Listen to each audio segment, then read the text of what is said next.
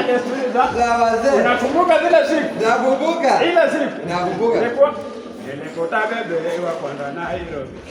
Akanipenda na mimi nikampenda. Nikamuuliza kama anapenda. Akanijibu sina nampenda.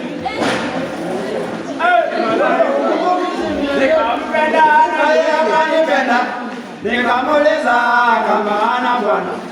Akanijibu sina nampenda. Unakumbuka ile siku? Tulikuwa na le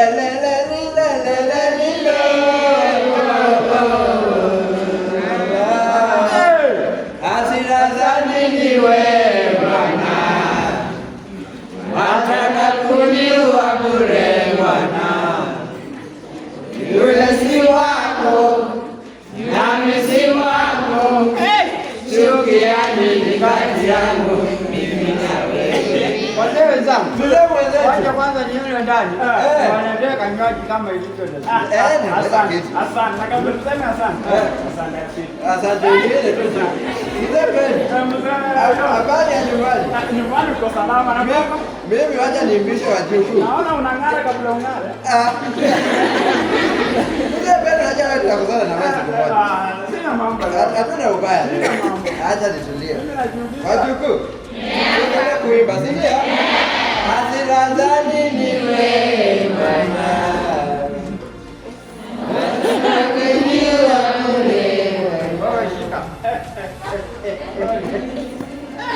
Luka, kama kawaida, yule si wako nami si wangu, chukiani kati yangu. Umesikilizia wakati? Ngoja, kuna haraka. Wazee wenzangu, karibuni sana.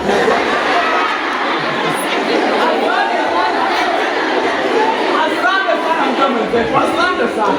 Nimefurahia sana makaribisho yako ndugu. Na nimeshukuru. Unajua hivi ndivyo walivyofanya wazee wetu. Mavuno ya kwanza utolewa ugonjwa na wazee hivyo kutoa baraka. Ilikuwa desturi nzuri sana. Ni kwamba hivi sasa atiliwi badani kabisa. Ndio amesahau mabaya hapo mmoja. Watu hukutana wakala wakanya na kubadilishana mambo. Lakini ukiwa kwenye vikao kama hivi. Unajua nimewasikiliza tena kwa makini. Mliyasema ni ya muhimu sana. Tatizo la watu wa vizazi hivi ni kujitupa mila zao kabisa. Pamoja na hizi dini zilizokuja zikageuzwa kabisa. Hawana ndio kizuri katika hekima ya wazee wetu. Naona mila zetu kuwa chafu. Wametupa jogo na mtu. Wamesahau kuwa mwajamila alivyokuwa. Wazee wenzangu, hiki hapa ni kizazi cha njia panda kitamaduni. Bila tamaduni zote isipokuwa hao tu. Hivi majuzi wajukuu wangu walikuwa hapa wakati wa likizo. Wala wajukuu wangu wa mjini. Wala wa mjini. Hao tu walikuwa hapa wakati wa likizo. Nilitambua kuwa hawajeza neno moja la lugha yetu. Tulishia kuongea nayo Kiingereza na Kiswahili. Kiingereza na Kizungu. Kiingereza na Kiswahili. Hapo pale katika adili ya wazee wetu. Unajua ajabu zaidi ni nini? Ajabu zaidi ni nini? Wajukuu mnataka kusikia ajabu zaidi ni nini? Hawajui tofauti kati ya mbuzi na kondoo. Wow, wote hao ni Afadhali hao. Ulikuwa ni wazee. Ajui kutofautisha kati ya kondoo, mbuzi na mbwa. Wote ni mbwa.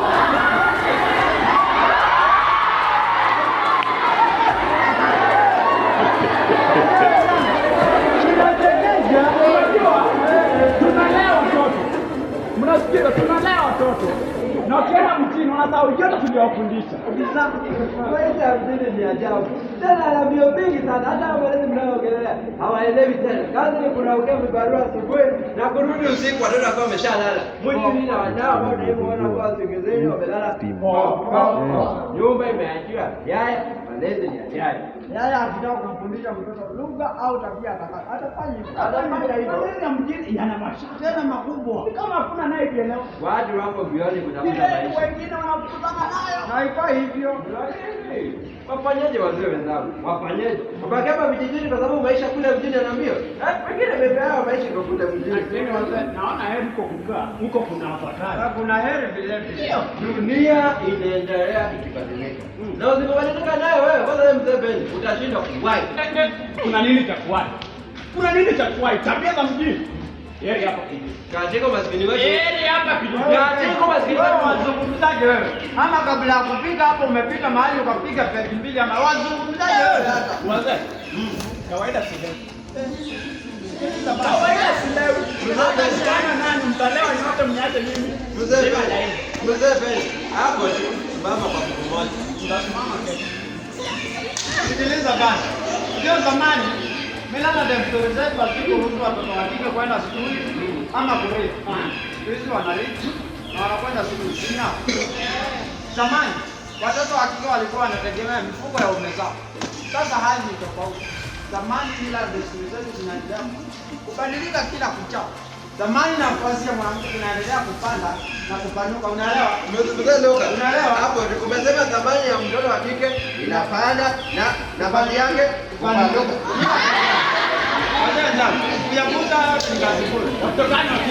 Watu gani wakisha hawa? Si wale wataje wengine. Si neno. Wataje wengine. Lakini tunaona tofauti. Watoto wetu walinganishi kina hata kidogo. Watoto wa kike na wale wa kiume hawalinganishi. Sikiliza, watoto hao wanalinganishika tena sana. Unajua kitambo tulikuwa tunadhani mtoto wa kike si kitu. Akishakuwa, unaelewa? Akishakuwa. Kumbe watoto wa kike tuliowadharau. Kwanza unakumbuka tulivyokushinikiza umwapi ya pili ya kuzalia mtoto wa kike. Ninakumbuka. Afadhali ndio ukufanya. Kumbe watoto wa kike tuliowadharau ni nyota, ilikuwa nyota ya jaha. Sasa kijiji kina mwanga. Mwanga haswa. Ile juzi nyingine nilikuwa hapa kijijini mwetu. Nimekaa, nimetulia hivi kidogo. Nikaona gari kubwa, safi, limeingia huku kwetu. Mimi nikashangaa, ala. Huyu ni nani anayekubalia gari yake huku kwetu? Huku kwa kina ambapo hakuna hata barabara za maana. Mheshimiwa. Kutazama. Nikaona binti yetu na huyo ni wewe.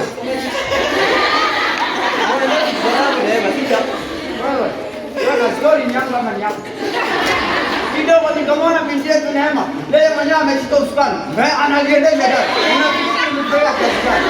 Kila mahali napoenda sahau kuambia simba wa kike ana huruma. Sikiliza. Ndivyo alikuja hivi alivyokuja, lakini si wewe. Anakuwa angekuwa mtoto wa kiume angejua kwamba Yona hiyo hapa kijijini. Yona usiye kula unakunywa uji hapa kijijini. Lakini tazama alichokifanyia, wamekunyang'anya mke na kuweka mjini. Mwenzangu hapo unasumbukana kama kitoto cha miaka 10 na kitu. Mzee Beni, haya yote si kweli. Wajukuu wangu, si mke wangu amekwenda kule mjini kupokea matibabu. Anarejea akishapata nafuu sio? Ni kweli. Yona, mume ambaye ni mwanaume kweli, hangoji kuelezewa kinafanyika nini. Kushirikishwa kwa hicho kinachofanyika. Angekuwa mtoto mvulana, angekushirikisha na kadi unahitaji kula wewe. Sasa lipi la muhimu? Mtu kukaa mjini kumpigia mwenzie ama kwenda mjini kupata matibabu? Lipi la muhimu? Wewe na mke Yona. Muda huu wote uliokaa mzee mwenzangu, nani anakupikia? Ili miaka kujipikia kweli. Unajua ningeelewa zama zile kabla ufutwe kazi. Ulikuwa kijana na nguvu zako. Sasa jitazame, misuli imenyauka. Haidhuru mzee mwenzangu, umeniregeza nyuma katika siku zile za ujana wangu. Majira ya asubuhi niko skuli, majira ya alfajiri viboko mkononi. Aliyekuja baada yangu alikuwa hana lake, siku nzima kazi tu, majira jioni darasani tena kiboko mkononi. Si kama sasa huwezi kumnyoosha mtoto kwa kutumia kiboko. Vitabu navyo nilikuwa navifunga nyumba, baiskeli kwenda kujisaisha mkende. Unajua? Mpaka tembo ilikuwa kunyoosha mikono na mkodaki.